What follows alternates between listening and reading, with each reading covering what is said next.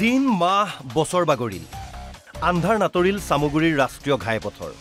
বগাহাতীত পৰিণত ঘাইপথত সংস্থাপন কৰা ষ্ট্ৰীট লাইট কানখাৰ নাই NHIDCL আৰু APDCLৰ এয়া সামগুৰিৰ দৃশ্য উৰিয়া গাঁৱৰ পৰা কলিয়াবৰলৈকে নিৰ্মাণ কৰা 4 লেনযুক্ত ৰাষ্ট্ৰীয় ঘাইপথৰ কাম সামগুৰি পুৰণি গুদামত প্ৰায় এটা বছৰ পূৰ্বে সম্পূৰ্ণ হৈছে কিন্তু সামগুৰি পুৰণি গুদাম আদি অঞ্চলসমূহ পোহৰাই তুলিবৰ বাবে তথা উজনি নামনিমুৱা গাড়ীসমূহৰ চালকৰ সুবিধাৰ বাবে 4 লেনযুক্ত ঘাইপথৰ মাজত সংস্থাপন কৰা হ'ল ষ্ট্ৰীট লাইট অতি দুৰ্ভাগ্যজনক বিষয় যে মাহৰ পিছত মাহ বাগৰি বছৰ পাৰ হ'ল কিন্তু আজিলৈকে নজ্বলিল এই ষ্ট্ৰীট লাইটসমূহ ৰাইজে বৰ আশাৰে বাট চাই আছিল কিন্তু নাই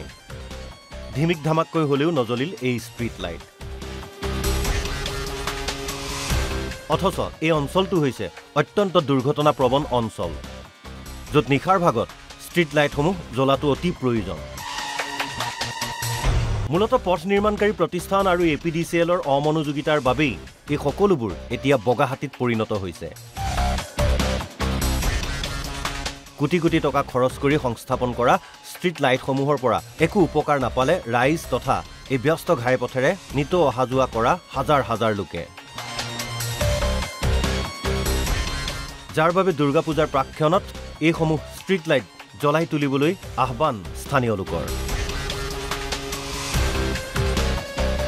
চিধাভাৱে যে এটা কথা ক'ব লাগিব যিকেইটা বহিৰাগত কোম্পানীয়ে এই উৰিয়া গাঁৱৰ পৰা কলিয়াবৰ পৰ্যন্ত যিকেইটা কোম্পানীয়ে কামৰ নিবিদা লাভ কৰিছিলে তেওঁলোকক আমি এবাৰ দুবাৰ নহয় আমি বহুতবাৰ আমি লগ কৰিছিলোঁ আৰু আমি নগাঁও জিলা আয়ুক্তগৰাকী হওক বা সামগুৰি প্ৰশাসনক হওক আমি বহুতবাৰ স্মাৰক পত্ৰ দি পেলাই আমি যিসমূহ ইয়াত ষ্ট্ৰীট লাইট ব্যৱহাৰ কৰিছিলে গতিকে এইবিলাক কথা কৈ পেলাই আওকণীয়া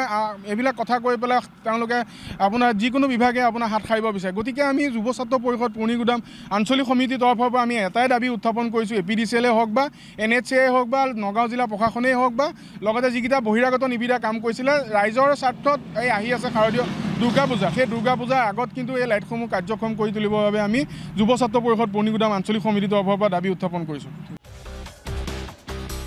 সামগুৰিৰ পৰা অভিজিত বৰাৰ ৰিপৰ্ট NB নিউজ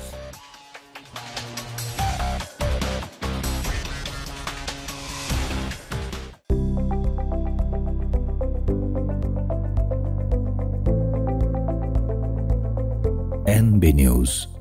সহজ সৰল ভাষাত নৱভাৰতৰ কথা